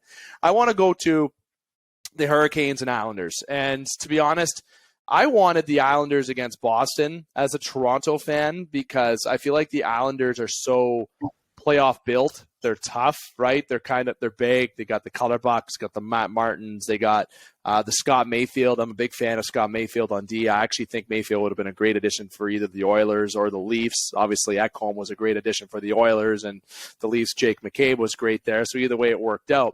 But Scott Mayfield is a big force, and I think they would have wore down Boston. I don't know if I'm not saying they would have beat them, but I think they would have been a better series than maybe what Florida might put up with. But I'm going to hold that thought because I might have surprising points about Florida-Boston. But Carolina, the Islanders, let's be real. I don't think the Islanders are going to beat Carolina. I think Carolina is quite a threat despite not having Svechnikov in the lineup. For as far as I know, I've still been keeping an eye on that. I know he was out for the season. I believe they're still missing him for a number of games from what I've seen at reports. But they're still deep. And I got to say Carolina is going to win this series, but it's going to be in 7. I'm going to say this is going the distance because I really think the Islanders are not going to go down without a fight. Yeah, I agree with you. I mean, we're not too far removed from a pretty good Islanders team that made 2 deep runs in the playoffs. Obviously, last year with their new rink being built and having the endless, road trip from hell start last season, they're back in the playoffs. I mean, I don't know if they're the same team, not under Barry Trotz as they used to be, but I do have Carolina's. I won't spoil it yet, but I think it will be a 7-game series. But yeah, I got the Canes in 7. I think the Canes have just been too good. They've had that kind of playoff experience. You got to lose before you can win, kind of thing. So. Canes in 7. Just the Islanders, I just don't think have enough offensively to kind of go toe-to-toe with the Canes. The only thing they have that can go toe-to-toe is with the fists, in my honest opinion. Well, they arguably have the best goaltender in the league. So that's a big X factor. If Sorokin can steal a series, which we've seen, it happens every year in the playoffs. A goaltender with a lesser team. They didn't win. But arguably the greatest goaltending performance I've ever seen in my life was in Game 7. Unbelievable. If he wasn't in that, Dallas would have gotten absolutely throttled that last year. Embarrassed, in my honest opinion. Wild and Stars, Dane, we're back in the West. Yeah, I think this is going to be another pretty tight series here. Again, Stars got Ottinger. Big X factor for that series. The thing is obviously Minnie's going to go to Fleury, but short leash, I think. So if you kind of see Fleury struggling in the first game or two, I think they go to Gustafsson. Yeah. His numbers have been absolutely unreal this year. I think, obviously Minnesota not having Kaprizov, I don't believe he's back yet. As far as I see with the reports, I'll let you continue. And I was definitely interested about Kaprizov from what I've seen, but he's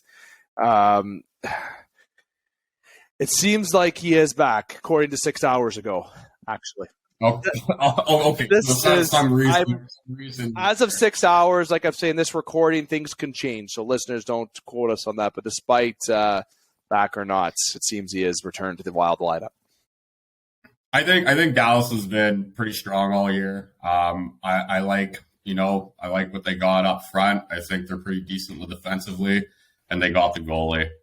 So yeah, I'm gonna go with Dallas in 6 in this series, but it's definitely one of those ones where I could see going both ways for sure. I don't think Dallas is by any means a big favorite in the series. No. And I'll keep this one sweet as well. I hope Colin Miller does well for Dallas. Fan of the show, friend of the show. I was actually just text him about a week or so back and kind of just pumping him up, getting him pumped up. Of course, I was talking to him actually about my Stag and Doe, to be honest with you. That's kind of what the conversation was. But I'm going for Dallas in the series just as a fan perspective, but even I think they're going to win this series, and I think they're actually going to win it in 5. I'm sorry, Minnesota fans. I think you should start with Gustafsson. Doesn't seem like it's going that way, but he's had such a good year, and I think Fleury's going to get exposed a little bit. Dallas is just watch out. Dallas might be that team this year that makes that extra step. I'm not saying they're not going to make the Cup Finals. That's not my team from the West going to the West. I'm just saying, but I think Dallas wins this in 5 games this year. Eastern Conference. I'll go, I guess, to the Rangers and Devils here. I'm going to save the Panthers and Bruins for second last. This series is very interesting because New Jersey came out of fucking nowhere this year in some way or form. When you think about it, they have a lot of these young guys, the Hughes, the brothers are there. You got Timo Meier that they traded for, obviously deadline point of the year-ish, and Nico Hischier. You have this team, and I'm missing guys. I'm just missing guys top of my head. But Jesper Bratt, I love Jesper Bratt as a fan of hockey. The guy's literal wheels out there. He's a hard worker. Dawson Mercer, like there's guys that they have in New Jersey, and in goal, like Vanchek, Vanchek came not out of nowhere. He's been pretty good all the time in Washington, but not as good as he was when he came over to New Jersey. It's just been a big surprise have the New Jersey Devils been, and people forget who they have still coming up between the younger Hughes and Simon Nemec, right? Like Simon Nemec is going to be a fucking force. Obvious, I think he's going to be a top 5 defenseman in the next 5+ years. I guarantee you. Remember that name, Simon Nemec? The guy's a stud. The World Juniors, he was a stud. I think that was one guy that was able to keep up with Connor Bedard at the World Juniors to an extent. But I got to say that the Rangers, though, are another team that are pretty deep. It's just Durkin and net. That guy can steal a series if he just wants to wake up and be that goalie that he was in his Vezina caliber year, and not that he wasn't bad, that he was bad this year, but he wasn't the same, but he was still good, and he's a goalie that can win you a series. And on D, they're strong. Trouba is an absolute force back there. He's like the best hitter in the NHL now, out of the blue. You have Patrick Kane and Vladimir Tarasenko, Panarin. They got some threats up there, and I think the Rangers are going to beat the Devils because of experience. Tarasenko, Patrick Kane, some of the veterans that they have on there, but this would be a great learning curve for the Devils. I disliked 2 teams as a kid. It was Detroit and New Jersey, and the reason why is because New Jersey played boring-ass hockey, and they won a good amount of times. Detroit, because, again, they were good, and they won a good amount of times, and it pissed me off as a kid. But they respect because they had talent, the Scott Stevens, the Martin Brodeurs, the Niedermeyers. They look at Detroit, Yzerman, Shanahan, Fedorov. The list goes on. Lindstrom, can't forget to say that guy's name in a Detroit conversation. So ultimately, though, I think this is going to come down to a bit more experience. It's going to be one of the best series in the first round. Mark my words, one of the most entertaining, fast-paced. Rangers in 7. Yeah, I got a different take, a little bit more of a hot take on this one. I've actually watched a couple games by New Jersey this year, just randomly. I like the way they play. They get up and down the ice. And I kind of smell an upset. And I don't know, do you call it an upset? I mean, New Jersey finished with a better record. They got home ice. And I think that's big, right? You got to think, the Garden, it's a wild place to play in the playoffs. And I think I'm not big on the home ice thing, but I think in this series in particular that it could play a factor. I think New Jersey they have a lot less to lose than New York. I mean, New York's definitely going for the cup. And not to say that that's not New Jersey's ultimate goal is to win a cup, but they got a young team. They kind of just got back into the swing of things as probably a pretty consistent playoff team for the next couple of years. They can play a little bit more open. And I'm going to say New Jersey in 6. I fucking love the Devils. I love the Devils. I mean, I don't like them as a hockey team, but I like them I don't like the franchise, but I like them as a roster. It's the Rock is it's going to be buzzing this year. They have a lot of young talent that New Jersey fans should be very excited about. Jumping, their third might just play out of his mind, and it's done quickly. But you're right. It's going to be, I think, a fantastic series. And if you're a hockey fan, one to check out if you're not even a fan of it. That's what you're watching. If they're on, I think if you watch a series between, and no offense to Seattle, Colorado, but if those are the two games on the television, I'm sorry, I'm watching the Rangers Devils series 100%. West, back to the West. We got 2 series left to talk about, and we know where we're going last with, so we're not going to go there. Jets and Knights. Dane, take it. Yeah. So I think if Winnipeg gets their shit, I'm reading your mind. I'm on the same page. They're world beaters, man. When we beat San Jose, I was like, in the last game of the season, I was like, who do I want to play? I mean, I think LA's a great team too, but the Jets are a little scary, and I don't think it's an ideal matchup for Vegas right now. I think the Jets have caught a little bit of momentum at the end of the year. Their arena is insane in the playoffs. We're going to see the whiteout. I watched the Jets, and I know this is years ago, but I watched them sweep the Oilers in the playoffs, and there's a lot of the same pieces on that squad. Hellebuck's kind of had a bounce back year this year. And I think that's a big, big thing. I think their goaltending is superior to Vegas's. Yep. So I'm gonna say Jets in 7. Love it. And I'm gonna say quick goaltending. Jets got the advantage. Defense, it's even in my opinion. I know they got some good names on the other side, but I'm saying it's even if you really break it down. Offensively, they each have some shiny toys, but when it comes to playoff hockey, the Lowrys, the guys who want to get their fucking nose dirty. I know they got Stone on Vegas. They got some guys who go through, but something about those Winnipeg guys, they love the chirp. They get off on that tough play, and that's what playoff hockey is about.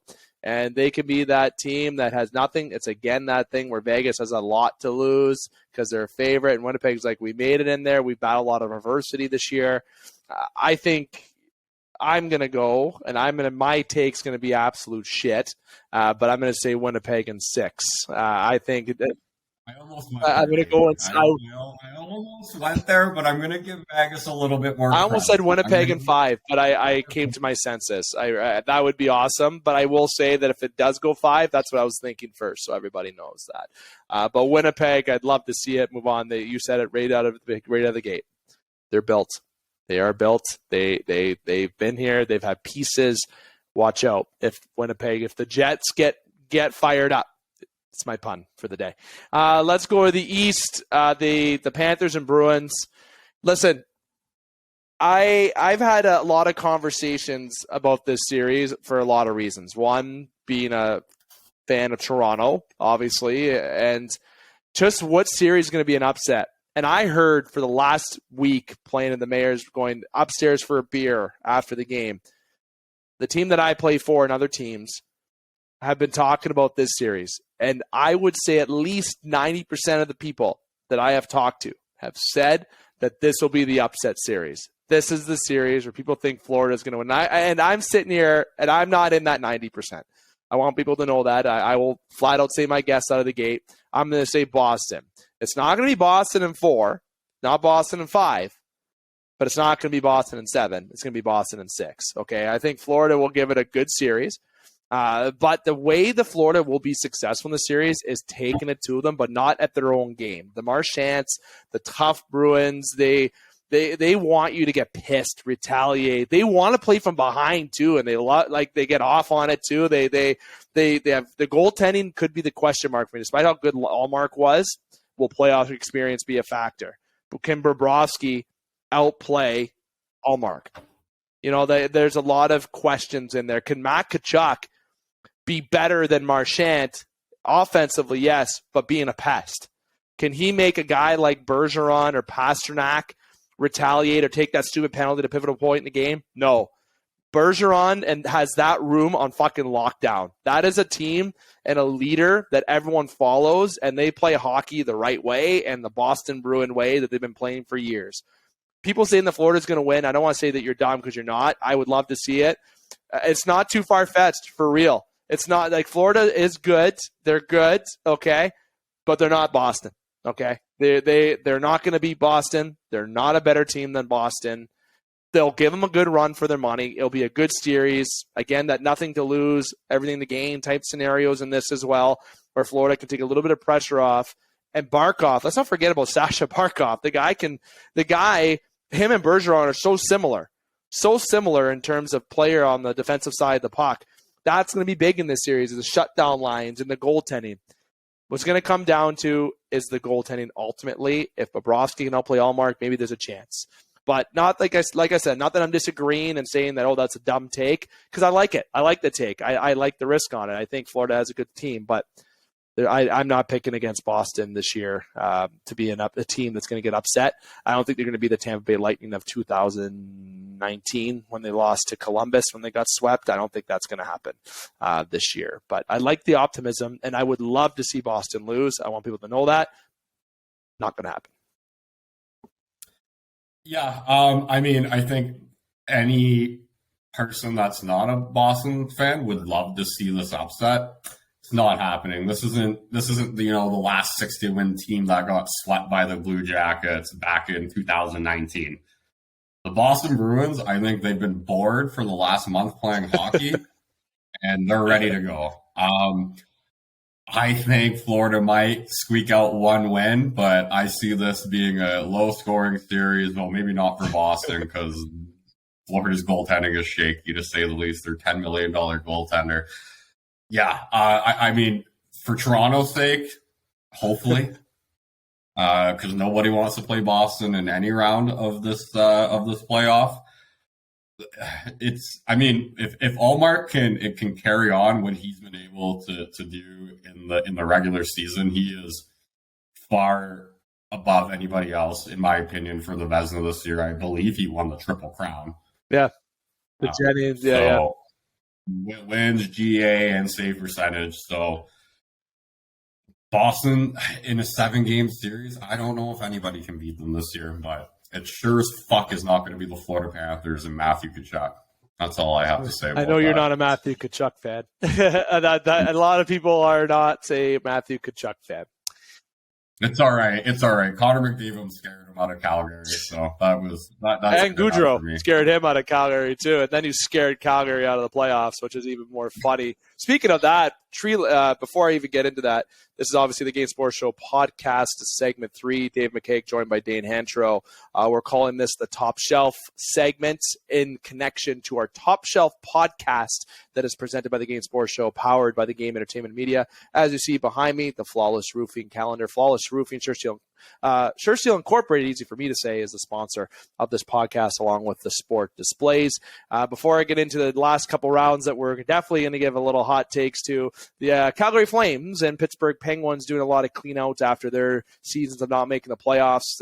It's been 16 years since we haven't seen Sidney Crosby in the playoffs, and just around 10 years since we haven't seen Ovechkin in there. They're both not in. Pittsburgh cleans house. I very quickly. They have some contracts between Letang, Malkin, not as much Crosby, but they have some pieces in there, and I think Pittsburgh is going to have a lot of new tastes going into next year. And we'll talk about that at a future edition. Calgary, Tree Living, gone. They're obviously not happy with what transpired this year. Huberdeau, Mackenzie Weegar, Nazem Kadri, Markstrom was trash this year. The Calgary Flames doing a lot of clean out, but we're going to talk about that more towards the off season, just so everyone knows, giving some points about the National Hockey League right now from the news side. Going back to the playoffs, I'm going to be good. okay, and we're going to stay in the East, okay, because I want to give Dane the Oilers last, okay, because I know Dane, listen, I have 4 segments to myself here to fucking talk. Let's give Dane the last series to talk about his Oilers. I'll talk about Toronto. Toronto, Tampa Bay. The rematch of the 2022 first round that saw Toronto lose in yet another deciding game in the first round. It doesn't matter if it's games. The last time we saw less than a game 6 was against Washington in 2016. Ever since then, Toronto has played a game 7 or a deciding game to lose in the first round. Toronto has not gotten past the first round since it was in 2016. So do the math. It's a lot of time. And a lot of these guys have been there from the start. And if you want to go back to 2013, when Morgan Rielly was there in the Boston comeback in Game 7, if you really want to consider that as a not making it past the first round either, feel free. Because you know what? Toronto fans are suckers for pain. We don't know why we do this to ourselves. And I say we in terms of if you're a Toronto fan. I don't like using that term on the podcast because we're talking about all teams. But everyone knows what team I cheer for outside, and it's going to be a challenge this upcoming playoffs to not have to check my blood pressure for each time that the game starts. But we have Toronto, Tampa. Toronto home ice advantage again. Different team than last year, I would say. Toronto obviously different goaltending. One of our piece of goaltending is on. Backing up somebody in Edmonton right now. And he's sitting on the pine, getting the old slivers up the old rear end as somebody with one of the greatest mustaches in the league is leading the way for Edmonton. For the Toronto side, you got Samsonov and Murray. Obviously, if Murray's not healthy, you got Wall behind Samsonov, but Samsonov was a great story this year in Toronto. Bringing in Ryan O'Reilly, Noel Acciari, Sam Lafferty, Jake McCabe, a lot of guys that are tenacious, playoff-type guys that can help you win. And Ryan O'Reilly, great defensive forward. That's a guy that you want against Stamkos, Kucherov, Bergeron, Marchand. Those are the guys that you want to put against those guys. Not saying he can keep up with the Connor McDavid per se, but you know what? In terms of getting out of the East, that's where Ryan O'Reilly is really built. So Toronto's made a lot of moves where Tampa, I feel, they haven't made themselves better than last year. Are they worse than last year? I would say they are. I would say they're worse, but they're not like completely worse. They're not complete dog shit. Obviously, they're still a good hockey team. They made the Stanley Cup Finals 3 years in a row. They got dethroned last year by the Avs. This is a team that knows how to get it done, and Toronto has this test. And I think what's going to be a big factor in this series is if Samsonov can keep that consistency this year. That's going to be interesting to see in a very big hockey market test for him for the playoffs. But ultimately, if the performances of Mitch Marner, William Nylander, Matthews had obviously not as good as a year as last year, but he was getting good at the end. If those performances carry over to the playoffs, I think Tampa's in trouble. I really do. But do I think Toronto's going to walk all over Tampa? Absolutely not. This will not go 4 games, Toronto. It won't go 5 games. But I'm not fucking seeing a 7th game this time. It will be Toronto in 6. They'll wrap it up in Tampa this time like they were supposed to last year before Kerfoot decides to throw a little high stick and 8 minutes left in the game for a 5-on-3 for a good old soup can to let in a goal from Kucherov at the top of the circle. The Toronto Maple Leafs are a team that are, I think, better built for playoff hockey. Dubas did a good job building this team, and I said on the previous segment with Joel Camp, anyone who thinks that Dubas has got to get fired, I think they're crazy. I really don't think you get rid of Dubas right now. If they lose in the first round, do you? I think it's going to be inevitable that they would if they lose. I feel like it's just something they would have to do, quote unquote, but I don't think it's necessary. But talk about the series. Toronto is a team that's built better than what they were last year, stronger. They're healthy going into the playoffs. The only questionable call for me is actually 2 of them. I think Matthew Nye should be playing game 1. Doesn't look like he is. And Timothy Liljegren is out and Justin Hall is in. Listen to me here. I have disliked a lot of Leafs guard defensemen in my day, okay, and Dane can echo them. Jake Gardiner is by far the most disliked defenseman on this podcast by yours truly. Justin Hall, Aki Berg, Martin Marincin. I lied. I think Martin Marincin might actually be worse than Gardiner in terms of the hatred on the show. But Justin Hall playing in this series over Timothy Liljegren, I think that's a mistake. I truly do. I think Liljegren is a good right shot defenseman. He can go up and down that lineup, and I think he'd be a great player to keep in the lineup, especially in a game against Tampa. But Keefe wants to go with Hall because of his penalty kill abilities. Listen, the guy sometimes can't even put the puck out of the zone. But we're talking Toronto in general. This is a team that I think is fast. Tampa's not as good as they were. They're also a fast team, but I think Toronto is better built this time around. So I am, and this is the first time confidently that I can say that I think Toronto is actually going to win a series. If you look back, I always said Toronto in 7 last year, or there was a lot of him and Han. Oh, it's going to be tough. I actually have the feeling this year that I feel better going in this year than I did last year, even though I said I'd never watch a playoff game again. Obviously, I lied. The Leafs winning this series in 6, I confidently say that this year, and I think they're better. I think they're better this year. I think this is the year where you break the slay the dragon. You don't believe confidently. You can't be confident. I'm trying to put positive vibes in the air for Toronto fans. That's all right. That's the only way to be. You can't be pessimistic about it. And that's not biased. I'm being honest. I do truly think Toronto will beat Tampa this year. I do. I think even if it wasn't a Toronto fan, I would still say this. I truthfully, honestly telling you that Toronto, I think, is the better team, better built all-around team right now. But the only question mark that can make Tampa win is if Vasilevsky becomes that playoff Vasilevsky we've been seeing. That's the only, and I'm not saying Samsonov, whatever, he's good, but I think when Vasilevsky is Vasilevsky, nobody contends with him unless your name is Shesterkin or maybe Sorokin. Okay, like those are goalies that are at that level, but maybe Samsonov proves that he can outduel Vasilevsky. We will see. Toronto is the better team this year, truly the better team, and I think this is the year they slay that first-round dragon. Dave, I agree with a lot of what you just said. 6 games. Yeah. Go Leafs, go. I think they're doing it in 6 too, baby. I think they're doing it in 6. I might even put money down on it. That's how fucking confident I am. They're winning this year. They're winning and this year. And if they don't, what happens? What happens if they don't? What happens if, for real? Busy off season. Very big. Does Dubas get fired? I possibly, I just don't think he should. Yeah. I don't know what else you ask for a GM to make your team better at the playoffs. It's like he's not down there playing. He just builds the team. And anybody that looks at that team on paper says, no matter who they're playing, that team should make it past the first round. Yep. And this is the year, Dave.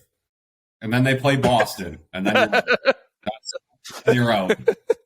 If you beat Boston, plan the parade. Going down Young, Dundas from Queen, and down to Sault Ste. Marie here. It's going to be a lineup.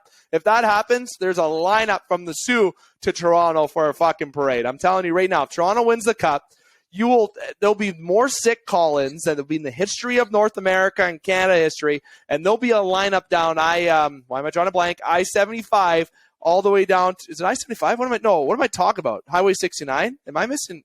What highway are we on? Highway, Jesus Christ. Yeah, 17. Jeez, that's Canada. I-75 is the United States. 17 down to Toronto. It's the highway that goes coast to coast across the country. Wow, see, wow. Stick to my day job. That highway will be packed down there. You'll not be able. You'll be quicker to walk to Toronto before driving if Toronto wins the cup. But wishful thinking. Toronto over Tampa in 6. Dane, I know we're at 34 minutes. Our plan was 25, but hey, we're extending. I want to give a little bit, obviously, the time to you for the Edmonton Oilers and the Los Angeles Kings. Rematch of last season. LA is a good team. I'll start there. I think up and down the lineup, I think they solidified their goaltending at the trade deadline with Korpisalo. The Pacific Division, the top 3 dogs have been some of the hottest teams in the NHL the second half of the season. That being said, the Edmonton Oilers are 17-2-1 since acquiring Matthias Ekholm. They are 9-0 in their last 9 games for you math people out there. It's the longest winning streak in franchise history, believe it or not, because apparently the 80s teams were like 9 games is good enough. We're taking a night off and we ain't winning the 10th.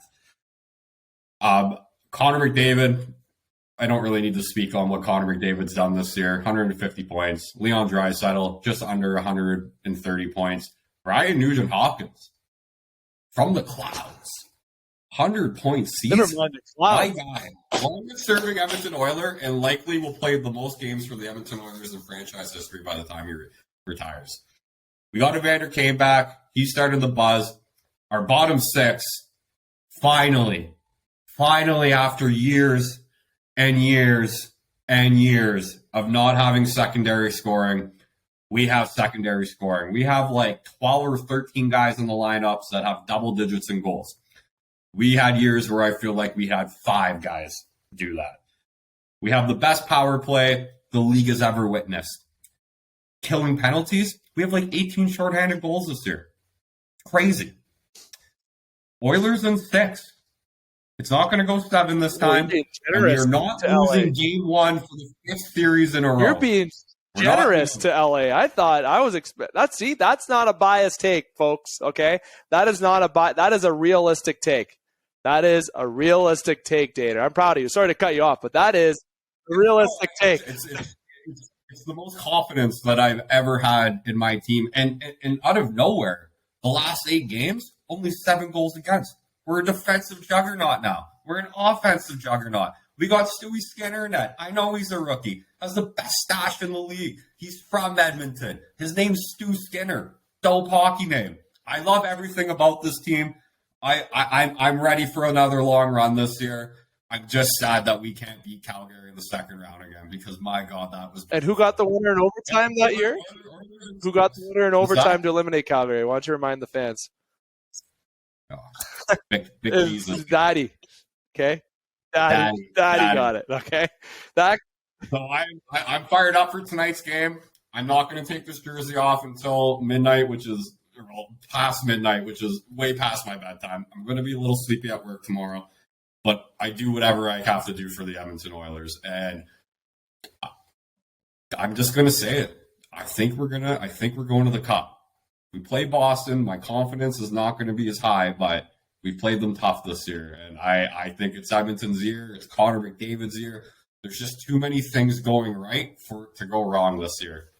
And I think it's destiny. And I think, they got that playoff experience in last year. They know what it takes to win. Obviously, I think if we play Colorado in the conference finals, it's going to be a tough road. But this is the best Oilers team that we've had since 1990 when we last won a Stanley Cup, hands down. And I'll say flat out, keep it simple. I honestly feel I'm not going to be as generous to LA as you were. I'm going to say the Oilers in 5. I know people think that's the one where people really disagreed with me on, and I get it because LA is a good hockey team. They are. But when you have someone named Jonas Carpusalo, I can't even talk today. Jonas Carpusalo, and that who, if you go back, was really good in Columbus in the playoffs. Yes, I haven't forgotten that. I think he broke the record for the most saves in a game. I think he still holds that, unless Ottinger broke it last year. I don't want to pull up the stat. Don't need to. I think Corpusalo still has it. But it's still not enough to stop McDaddy. Okay? I'll tell you right now, when you got someone named Draisaitl, McDavid, Nuge, these guys if the Kings got to stay out of the box. That's the first thing. Okay? Stay out of the box. You go in the box, 1-0. Doesn't matter. 2-0, 2-1. It's a goal. Okay, you may as well just tell the ref, you know what? White flag, give him a goal. Because that power play is sexy. And when you have Corpusalo, if he can't be the Corpusalo of 2009 or 2020, the bubble year, then you're done. You're done more quickly than you can flip some over easy eggs. Okay, you're done. And Stuart Skinner. Did you hear what Drew Doughty said about Connor McDavid? I did not. Please bring that on the take here. They're going to target Connor McDavid tonight because what he did to Anderson, he did that little cheeky check from behind the last time they played. Good luck. Drew Doughty, listen. There's a couple guys on Edmonton, not just Evander Kane, not just Dane, just not Warren Fogle. Ryan Nugent-Hopkins, he piss pumps people now. Justin Hall. Love that. Listen, I secretly cheered. I'm a Leaf fan. Okay, sorry, if Hall. That's bad voodoo. I think I need to get Justin Hall and Jake Gardner and Martin Marincin on this podcast together. I'd probably lose I'd probably never be able to do a podcast ever again because all the words that would come out of my mouth are very inappropriate. The Edmonton Oilers in 5 over LA in 5. I'm calling it. McDaddy's going to turn the Jets on. Draisaitl's going to wink and flash his hair, and the ladies are going to faint in the crowd in LA. They haven't seen enough of Draisaitl in LA. Okay, when he takes his helmet off, ladies are just going to fall out of the stands. Okay, the guy is gorgeous. He's gorgeous on the ice too. All right, that team is a wrecking crew. I'll let you feel good about that, Dane. They're hot. They're a wagon. LA, you ain't got a chance this series, okay? I'm giving the Oilers are going to come in hot, and they're winning in 5. Calling it.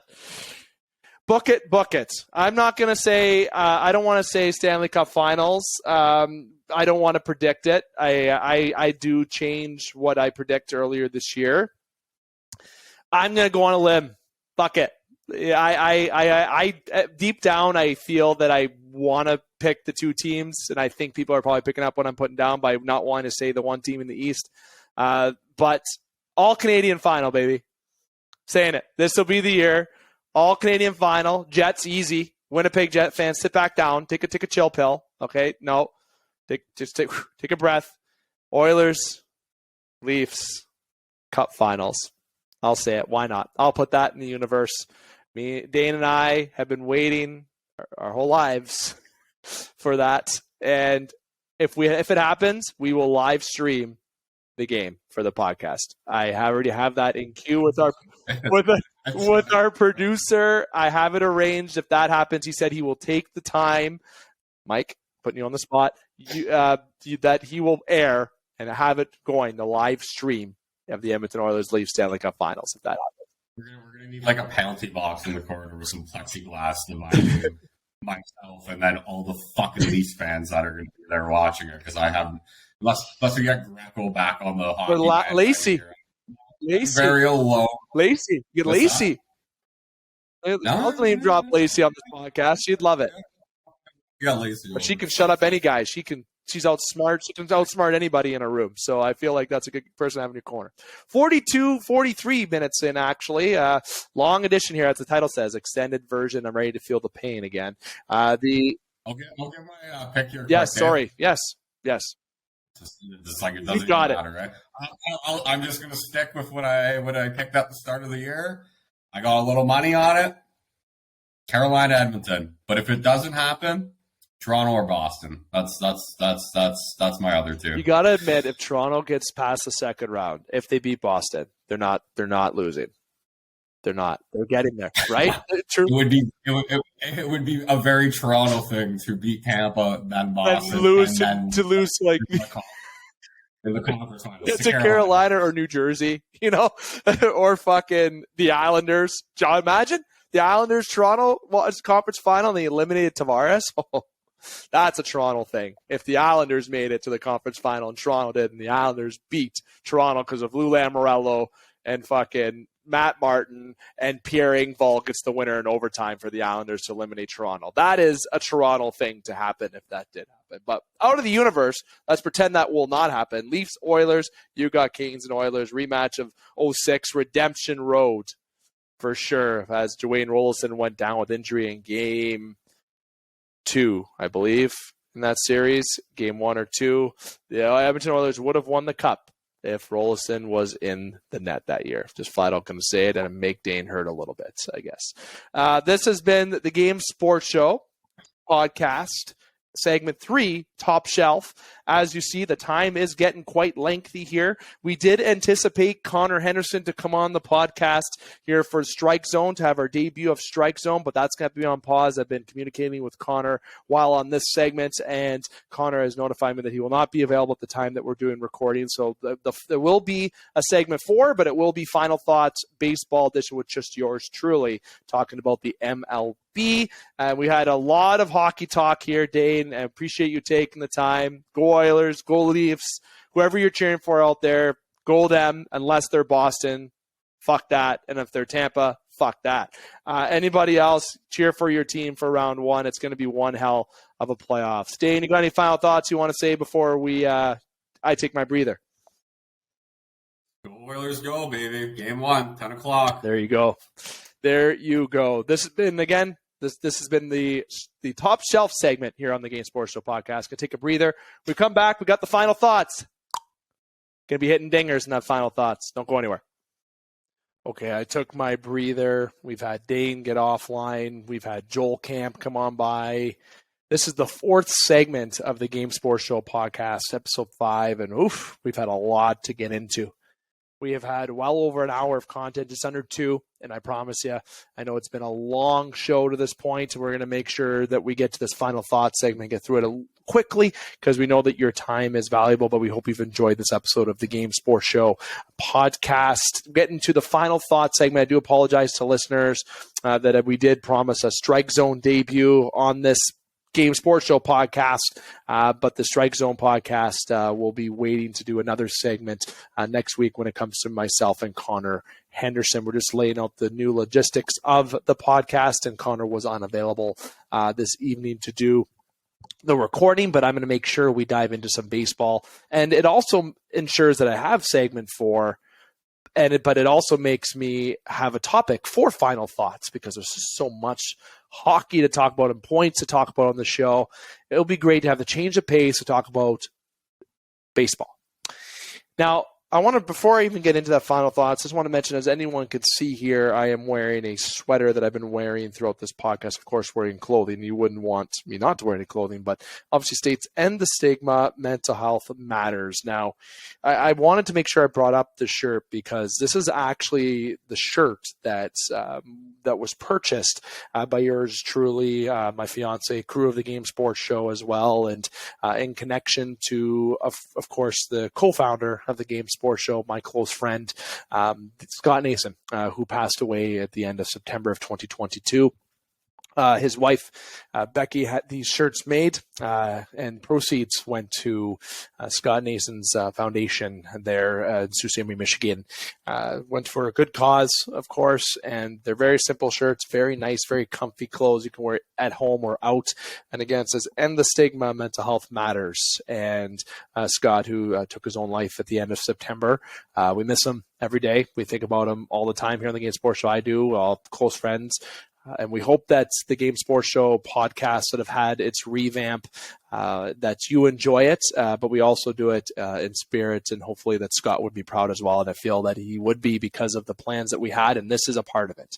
But if you want to be a part of contributing to getting this shirt, and maybe contributing to the cause, please reach out to me. You can comment below, or reach out to me on Facebook or the Game Sports Show Instagram, TikTok page, wherever you want, TGEM Network YouTube page, wherever you want to get a hold of me, and I could send you the information on where you can perhaps purchase or arrange one of these shirts. We will have Game Sports Show shirts, and TGEM, or maybe the name change, I should say, we'll have merchandise as well, with proceeds going towards mental health as well. So a lot of things coming. If you want to be a part of making a difference, and you want to get a nice shirt like this in support of just mental health and ending stigma, but also just with Scott Nason as well, a well-connected individual that I'm sure a lot of our fans know. If you haven't gotten the chance to know him, but you just heard him through the airwaves, that is still a treat, because he was a fantastic human being. And this is one fantastic shirt that you can purchase just in memory of Scott Nason, my close friend and co-founder of the Game Sports Show. Now, getting to the final thoughts, I want to make sure I, as I mentioned at the beginning, I don't dive into too much time here. And I know producer Mike Tassoni, myself and Alex Parr are also doing some producing end here on this episode. There's a lot of editing to do. So the final thoughts that I'm going to dive into here is baseball, and I want to stick to it in terms of I am going to dive into a lot of Blue Jays discussion. because that's what I want to say the time for. But in terms of talking about all the teams, I want to make sure we do it on the first Strike Zone edition, that we do apologize to listeners that we didn't have the season preview show on time, and that's been a little bit delayed. There's been a lot of changes with the Game Sports Show format and schedule. So I made sure to talk about baseball, though, on all the previous editions. So go check that out if you'd like to hear some previous thoughts. But here at this point of recording, obviously Tampa Bay's been on a run.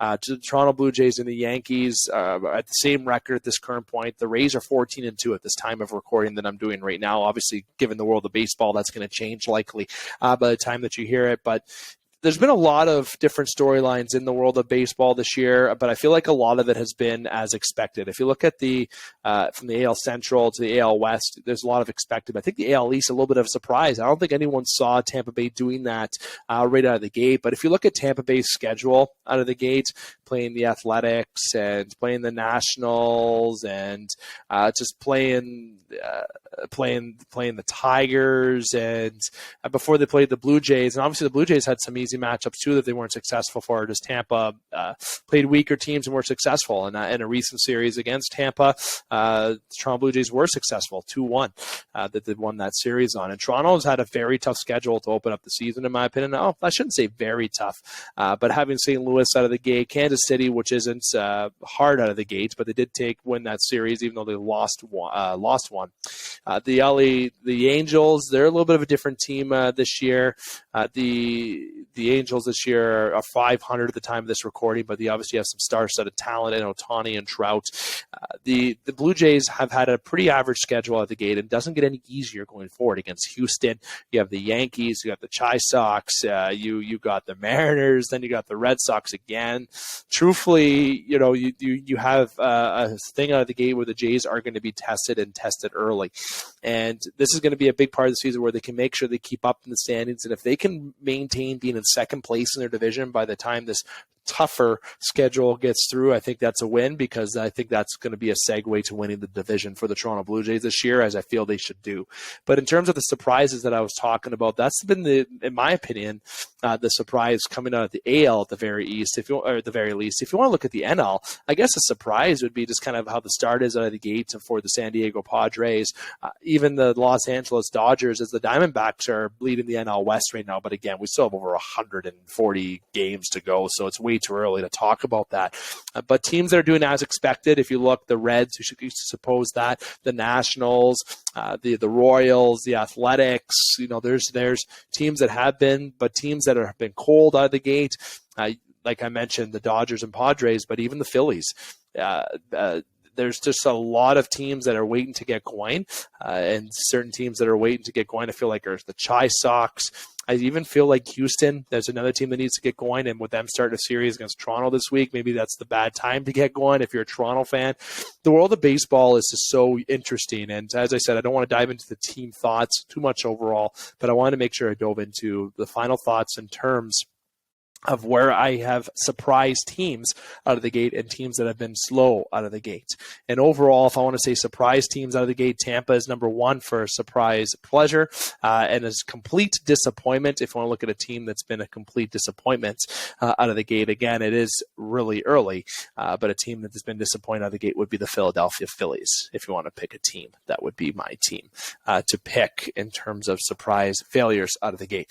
The Toronto Blue Jays being at the spot that they're in, there's been a lot of success to see with Chapman, with Bo Bichette, Varsho, the defensive game, Kiermaier. It's been something of a treat to watch. But the thing that struggles with me and makes me really concerned is the pitching aspect of the game. Manoah has been really struggling with his command. Kikuchi has been, I think, a pleasant surprise. You have Bassett, who had a sluggish first start. Barrios, slower start again. He's been kind of cold going into last year, but he had a more promising start in his recent start. It's just the pitching that is certainly a concern. And anytime I see Cabbie Richards get ready to go to the mound, I want to literally throw my TV out the window. It's a pleasant surprise, I guess, would be Zach Pop,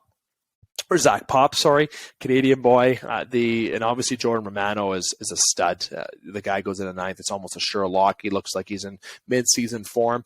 But the Toronto Blue Jays pitching is one of the final thoughts, too, that I want to get to. We've talked about surprise team and out of the gate and surprise disappointing team out of the gate, but I want to talk about Toronto's pitching as the third and final thought of this final thought segment discussing baseball.